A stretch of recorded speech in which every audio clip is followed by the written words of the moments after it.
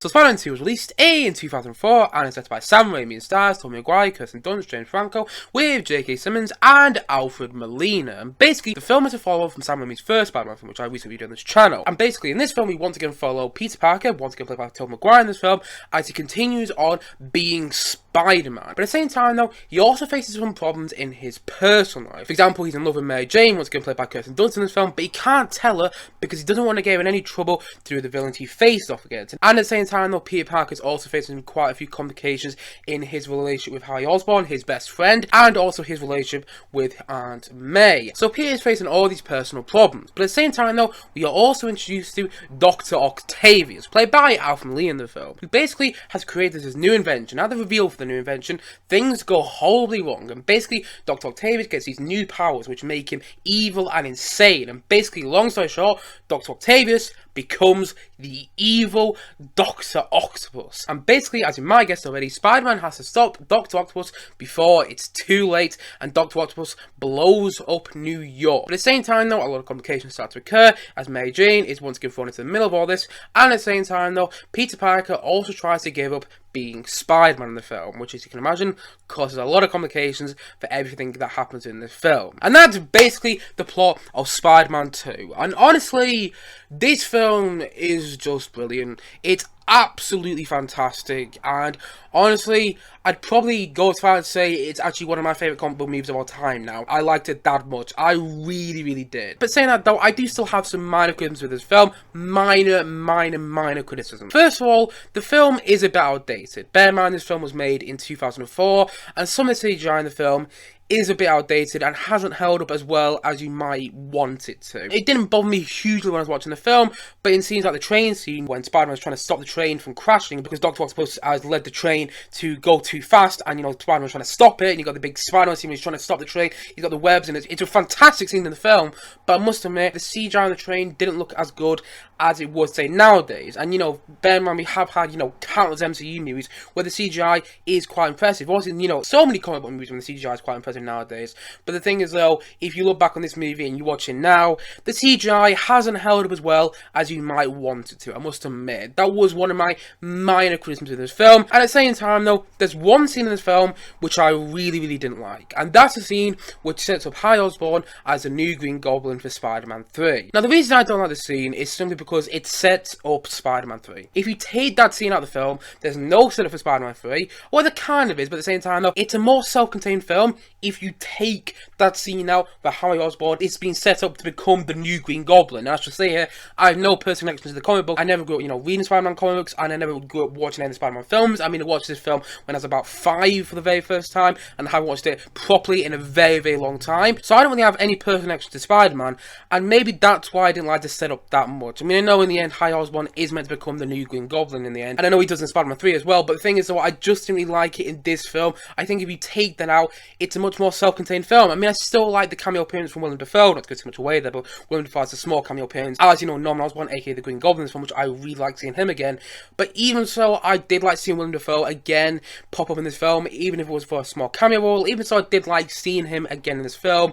I think if you take that scene out, it's a more self-contained film, and there's no setup for Spider-Man 3. Well, no intentional setup for Spider-Man 3 anyway. And I actually kind of prefer that about this film, because the rest of the film is so self-contained, and it's one of those films which you don't have to watch the first film to understand this film. So much more self-contained, but just that scene where Harry Osborn is set up as a new Green Goblin, I don't know, I didn't really like it that much, I must admit. But saying all that, though, I thought this film was absolutely brilliant, and I absolutely loved it. I really did. I thought all the performances were great. Once again, I thought Tobey Maguire was better as Spider-Man in this film. I really liked the performance he did in this film. He felt like he was more settled into the Spider-Man role, and I really liked his performance in the film. And at the same time, though, I really liked Kirsten Dunst's performance in the film. And one thing I really dug in this film was their relationship. The relationship between Peter Parker and Mary Jane in this film, because it felt so realistic. And I'm talking about a romantic relationship in a comic book movie. Nowadays, it would played off some gimmicky joke most of the time, but the thing is, though, in this film, it felt so realistic, and it just felt so real that I was watching this relationship play off on screen. Another thing I liked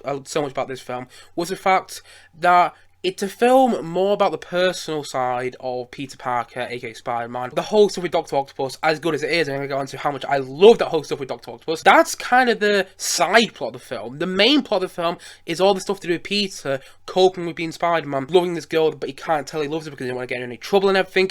And that's what the film is mainly about, you know, Peter Parker facing his personal problems of the film, which just made me like it so much. It's a film about Peter Parker in the end, not really a film about Spider-Man. Well, that's the way I saw it anyway, and that's what I liked about it so much. And at the same time though, you know, Sam Raimi's direction of distinctiveness is there once again. I love the way Sam Raimi directed this film. There's horror sequences in the film which work so well. Like you can see Octopus with all these tentacles and they start to work and all the scientists are testing on anything. That's a brilliant scene in the film, and it's the way it's directed. You can clearly tell, you know, Sam Raimi's horror stamp is on that scene because, you know, Sam Raimi also directed the Evil Dead films before the Spider-Man films and everything, and you know, you can clearly tell that Sam Raimi's bringing on his, you know, horror direction onto this film, and it's used brilliantly. I really like that about this film. I also just love the way he directs it. It just feels like it's a director executing his vision in the best way possible. Going back on the performance of the film, J.K. Simmons in this film is so much more, and he should have seen him in the best way possible. I love how he overacts in the film. I just think his performance is brilliant. I love how he's at the head of the Daily Bugle and he's, you know, we're Spider-Man and everything. I just love how he plays that character. I think he's brilliant in this film. I really like him, and it's also been confirmed that he's going to be returning for Spider-Man No Way Home, by the way, which I'm very excited for. And at the same time though, my favourite performance in the film is from Alfred Molina as Dr. Octopus. I absolutely loved Alfred Molina as Dr. Octopus in the film. I just thought he was absolutely brilliant. I love how he played that villain in the film. Honestly, the thing is though, like I said before, I had watched this film a very long time ago, and I remember seeing that performance when I was a kid, and you know, not really getting who the character was, but just thinking, wow, what a villain. And I just thought that again when I watched this film a couple of nights ago. And honestly, I'm even going to go too far to say that he's better than Willem Dafoe as a Green Goblin. I loved Willem Dafoe as a Green Goblin, should I say. I loved him as a Green Goblin the first time in the Spider-Man film. But I must admit, I do prefer Alfred Molina as Dr. Octopus. I just thought the way he played that character was so fantastic, in the way you see him at the start of the film, like Peter Parker, brilliant but lazy and everything, and then you see him later on in the film and you just see that brilliant character with his character and everything. You just see him at the end when he's just like, I will not die a villain, and then that kind of got me worried for Spider-Man No Way Home. You know, Alfred Molina has actually been confirmed that he is returning to play Dr. Octopus, you know, the same Dr. Octopus from this film in Spider-Man No Way Home. And that's kind of worried me. As much as I loved Alfred Molina's performance in the film, and I can't wait to see his performance again in the new Spider-Man film, as much as I did love his performance in this film, I just feel bringing that character back would ruin his character arc. And it's such a brilliant character arc in the film. Honestly, you watch a guy go from good, be this family man and everything, kind of have this really nice dinner conversation with Peter Parker early in the film, and he becomes evil and everything. He just plays Dr. Octopus so well. But then when he becomes good again at the end of the film, he's like, I will not die villain. But then he's coming back in Spider-Man No Way Home, and I'm assuming, I mean, I don't know, but I'm assuming he is going to be, you know, the same villainous character he was in this film. And I'm just being like, I hope they don't retcon his storyline, and I hope they don't, you know, ruin the Dr. Octopus, the brilliant Dr. Octopus storyline we got in this film. His character arc in the film, which is just so brilliant. I hope they don't ruin that in Spider-Man No Way Home. Fingers crossed they don't. But, you know, at the same time, though, I am a bit worried, because his character arc is so brilliant in this film, and, you know, Alfred Molina's performance as Dr. Octopus is so brilliant. He's one of the best comic book movie villains I've ever seen. Honestly, I love his performance in the film, and I just think he's absolutely brilliant as Dr. Octopus. And honestly, probably my favourite comic book movie villain I've actually ever seen. Probably my favourite comic book movie villain performance that I've seen in any, you know, in any comic book movie now. I just love his performance so much in this film. And at the same time, though, I also thought Danny Elfman's score was so much better than it was in the first Spider-Man film. I mean, I really liked Danny Elfman's score in the first Spider-Man film, but in this film, it just felt so much more stronger and just felt so much more, I don't know, it just felt so much more, what's the word I'm looking for? Courageous. It just felt so much more big and orchestral. I love the way that Danny Elfman's score is used in the film. I also really like his Dr. Octopus theme that he composed for the film. And at the same time, though, there's just so many elements of the film which work for me. It's really enjoyable to watch. It's still got that really nice feel, you know, the really nice coming of age feel, which was first used in, you know, Sam Raimi's first Spider-Man film, and then continued onto this film in the best way possible. And at the same time, though, I love the energy of the film. I love the way the film's structured. I love the fact that at one stage in the film, you actually have the song, you know, Raindrops Keep Falling My Head at one stage, which is used really well. I like how I see Peter Parker struggling to be Spider-Man. I think Tobey Maguire's performance in this Spider-Man film is better than it was in the first one, and I liked him quite well in the first Spider-Man film, but honestly, he's more settled into the role here, and you could just tell in the best way possible. And honestly, it's just absolutely brilliant. It really is. I really, really like this film. I mean, I'd even go as far to say I love it. Yeah, I absolutely love this film. I do. I just think it works on so many levels. And I was surprised by how much I really like this film. I mean, everyone always goes on about how it's one of the best comic book movies of all time. And honestly, now I can see why. I really, really like it. And I've been asking myself a question, do I like it more than the first Sam Raimi Spider-Man film? You know what? I'm going to say I do. And I really, really liked the first Sam Raimi Spider-Man film. That film surprised me quite a lot of how much I actually really liked it, and how much I actually really enjoyed it, and how well it actually held up. But for me personally, I probably prefer this film. You know what? Yes, I do. It worked me so much. I really, really liked it. I thought it was really well directed, really well put together. I enjoyed it a bit more than the first film, but I still enjoyed the first film quite a lot. But I did enjoy it a bit more than the first Spider-Man film. And at the same time, though, I just thought it was absolutely brilliant. And honestly, I just love so many elements of the film. Yes, I do have my minor criticisms, but overall, I think it's just an absolutely fantastic film. So, all in all, I'm going to say that Spider-Man 2, I'm going to say that it's an 8.3 out of 10. Honestly, this is actually one of my favourite comic movies of all time. I just enjoyed it so much. I really, really did. And the thing is, though, I'm not a huge fan of comic book movies. I mean, there's some which I really like Guardians of the Galaxy and Spider-Man Homecoming, and so on and so on and so on. But the thing is, though, with this film, I just sat there with a huge grin on my face through most of the film. Honestly, I really did.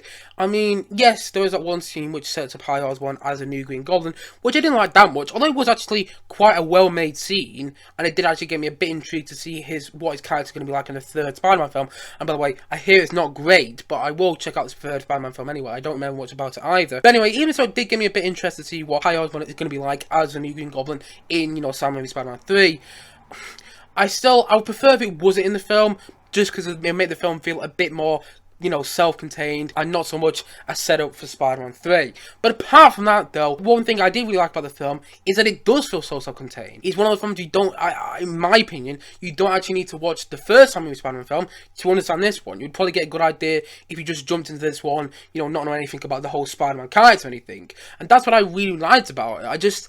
I found it really enjoyable. I really liked the energy of the film once again, and I just really like the way that Sam Raimi directs these, fantastic sequences of the film, these fantastic action sequences as well. I love, Sam Raimi's vision for these Spider-Man films so far, and honestly, I just really liked it. I mean, I didn't even go as far to say that I absolutely loved it, and honestly, I just think it's a brilliant film, and I was honestly surprised by how much I really liked, but I'm so happy that I do, because everyone always goes about how this is one of the best comic movies of all time, and you know what?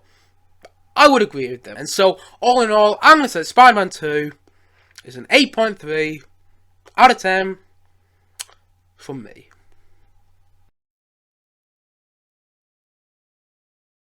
Anyway guys, what do you think of Spider-Man 2? Please do comment down below and let me know your thoughts in the comment section below. Anyway guys, thank you as always for watching, and if you haven't yet, please do click down below and like and subscribe on this video, and look forward to many more, both film and TVs, come very soon on this channel. See you guys again soon, but bye for now, bye!